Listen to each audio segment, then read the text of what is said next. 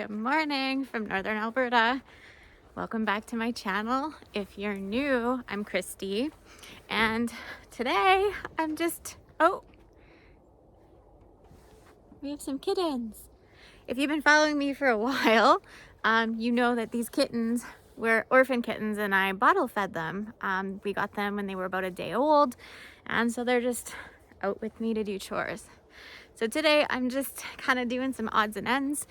I'm gonna pack up an order. I had planted another 1,000 bulbs, aside from the vlog I did a couple days ago where I had planted about 1,200. So right now I have 2,200 bulbs in the ground. I have another 3,300-ish bulbs to plant.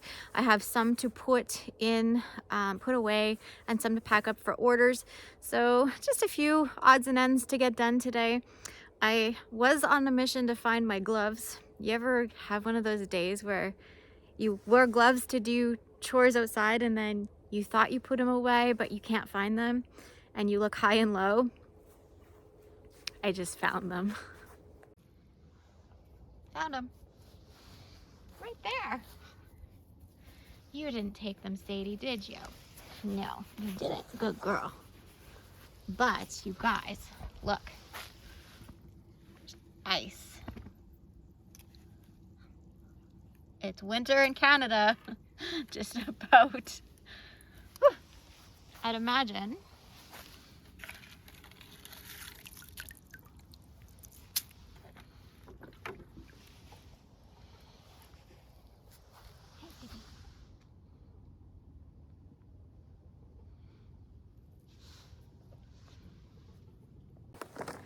So one thing that did happen is it did completely freeze solid in my greenhouse.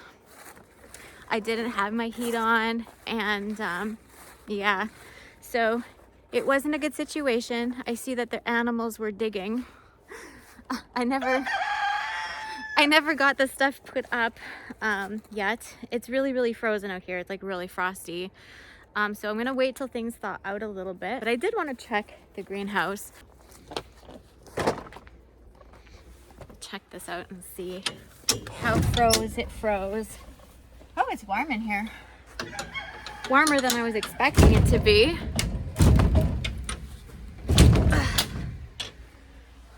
There's a cat in here that's not supposed to be in here.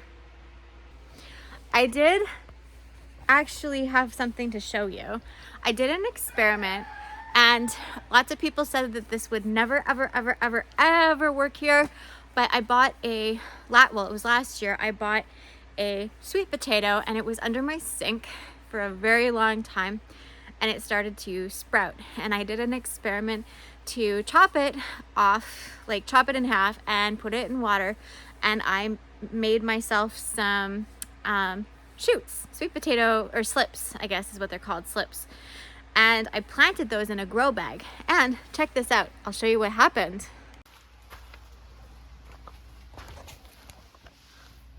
I grew some. Isn't that cool? I grew a sweet potato. These guys, of course, they didn't get much size, but the plant froze, so I pulled it. But I'm impressed that I was able to grow that in a grow bag from a grocery store sweet potato in Northern Alberta. It was growing outside, and then I moved it inside, so that's pretty cool. You still have eucalyptus going strong in the greenhouse, so that's pretty cool. I'll be able to harvest this for the florist. One amaranth survived the frost. All my peppers survived. Only up there is where it froze. This tomato froze. All of my these are hibiscus.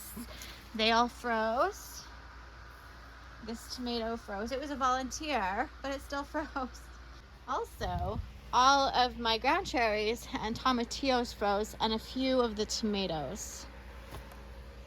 These guys survived it for the most part, so I should be able to get a few stems if they side branch.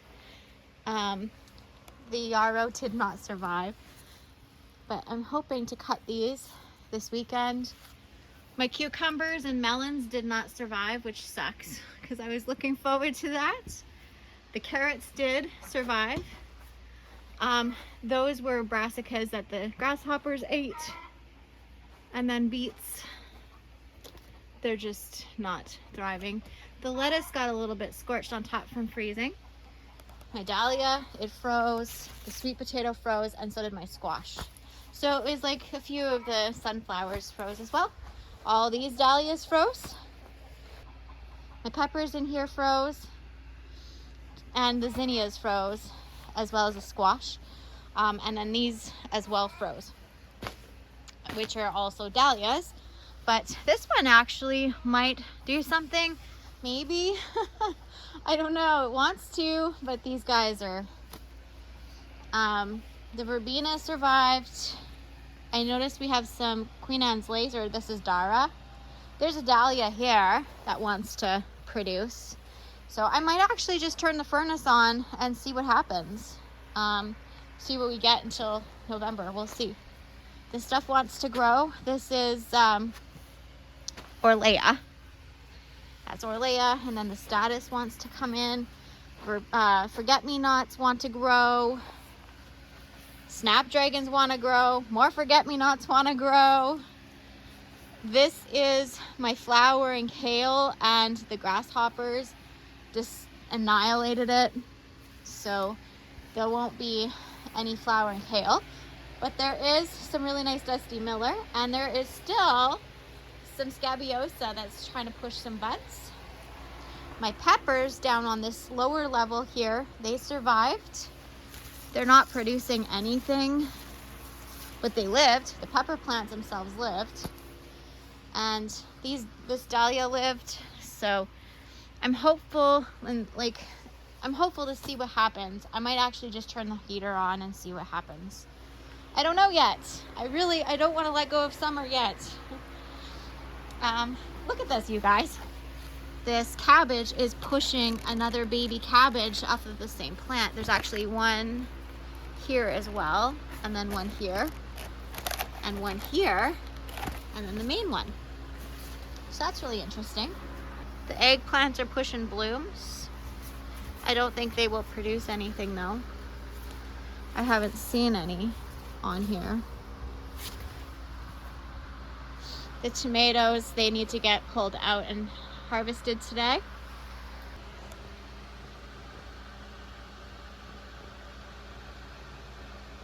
So as much as I'm sick of my garden and I'm ready for it to be done, I'm just having a hard time letting go of it. I don't know if it's just like, I don't know. Do you guys have that problem? Letting go? I want to keep it forever.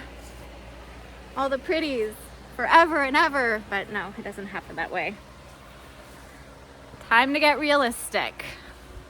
But look, these are straw flowers. Maybe I need to go turn my natural gas on for this place. Having conversations with myself, be like, I'm not turning the heat on. I am turning the heat on. I'm not turning the heat on. I am turning the heat on. Oh my gosh. Christy, get it together. So yesterday I tilled this area all up here. And I am gonna do some more tilling and stuff. I just needed to move some water lines and everything around. And I need to cut down a whole bunch of sunflowers so I don't drag seed all over into my garden and have a bunch of volunteers. But I did get that done. And then over here, I rototilled this section here where it's like there's this hump. I rototilled all of that up, and then like I kind of did it up to this tree over here. And then Tyson came home, and he was home early, so he helped clear out some more stuff out of there and rototilled some more. So I should be able to continue on planting today, which will be really, really cool because I wanted to get everything in the ground. But this here is, there's 1,000 tulip bulbs in here. And Tyson helped me kind of dig trenches, and hill them up. I'm going to put some straw and leaves over top of them to give it some extra protection, but this is what it looks like yesterday when I was planting it.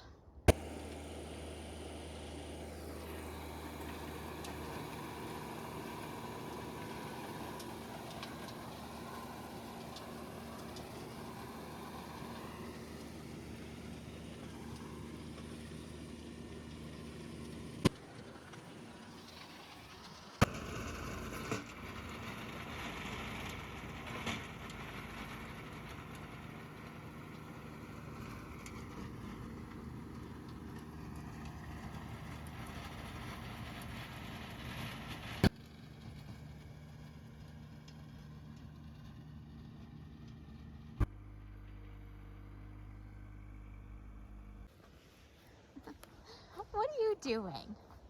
You get out.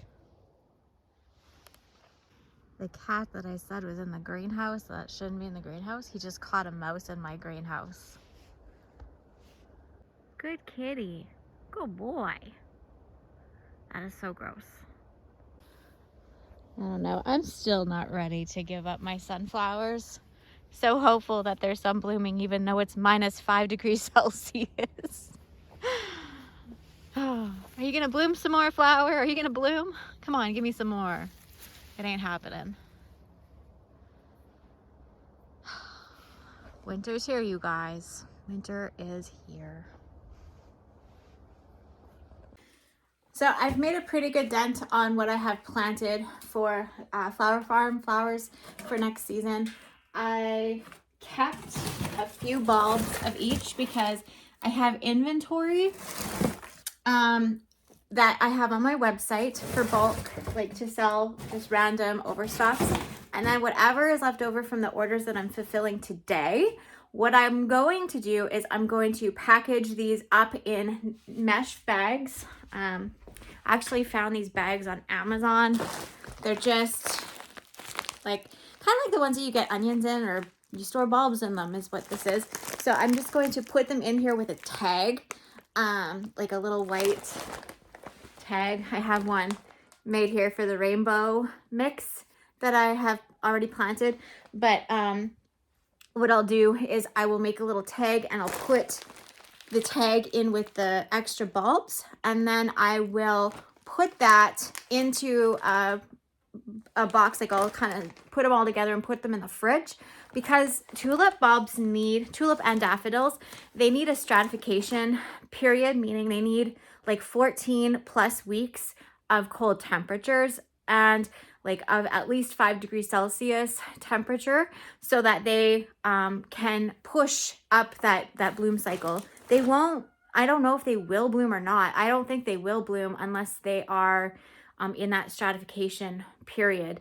So that's where I'm taking these bulbs. I'm going to force them in the spring, early spring. My target is to have some for Mother's Day. So that means if I want these to be blooming for Mother's Day next season, I need to get them in the fridge by the earliest, the latest next week. So they have enough time in a cold phase so that they can then come out of that dormancy and then begin to push blooms in the spring. So that's my goal. I don't know if it's gonna work. We'll wing it and see what happens. All we can do is try. These are extra bulbs. We can't know if it's gonna be a success or a failure if we don't try.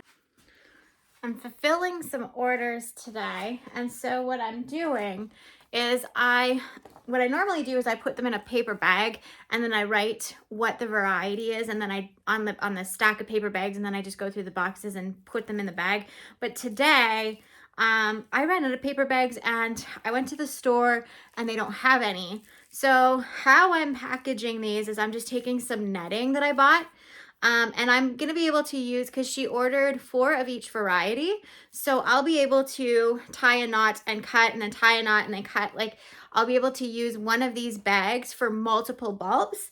And what I'll do is I'm just going to take the item that it is. I'm going to cut the item and put the what it is in the bag so that she knows how many there were supposed to be, what was on her order, and also the name of it. So that will be a little bit easier for her to keep track, and for me to keep track, so I make sure I have everything. Because normally I would just check off the order form or like the shipping receipt that I would print out. But today I'm just going to try something a little different and see how I like it, since I don't have my regular bags to do this order up. So we'll see how these work. I feel like it's arts and crafts. I have one of those cutters. I should just go get it because it would go faster, but I'll just cut all these out. All right, so I have all of her little slips, or the papers to go into the bag, cut out for her order. If this works out, like this year, I'm just selling my overstock. And so if this is a hit, what I will do for next year is I will order retail ready bulbs that are already in the packaging, so that, you know, because I don't know what I'm going to be ordering for bulbs next year, but it's something to consider because this does take a lot of time, and I don't have a lot of time to cut out paper and do packaging. It's a lot easier to have that all done. Even if I have to pay a little bit more money for the bulbs to get them, it is a little bit more cost efficient than me spending a lot of time doing each order, making these bags, sorting through them. But this year it was an overstock because there were some plans had changed with who I was supplying flowers to. My overstock is something that I will be, you know, trying to get rid of. And that's basically, you know, I had to have these orders in, like in the spring. I had to have this order in the spring. So you got to roll with the punches. And so this is me being, thinking on my feet and just getting stuff done. So we're going to start out with the Narcissus. We're going to go with Acropolis. This daffodil is really, really pretty, gorgeous. So she ordered 4 of them. So it is right here. So she has 4. So there's 2.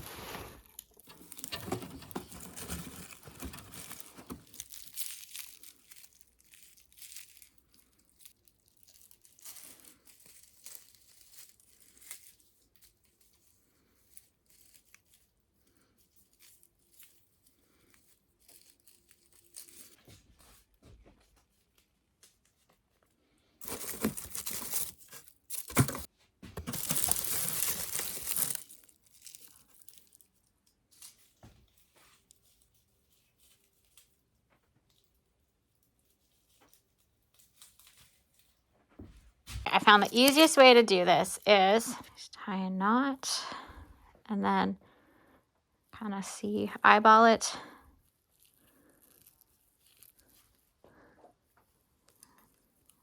Cut. I want to cut the side so the side's shut, and then we want to make sure it can open. So then cut that. So then we have 2 bags like so. And then what I found easy is you take your paper, or I take the paper, fold it up, open the bag,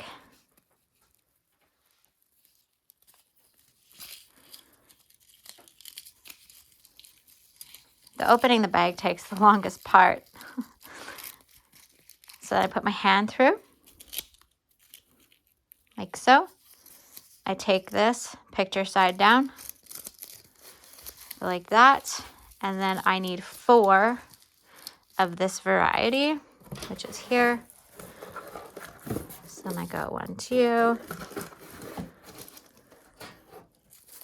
4. Make sure, inspect them, make sure they're all good.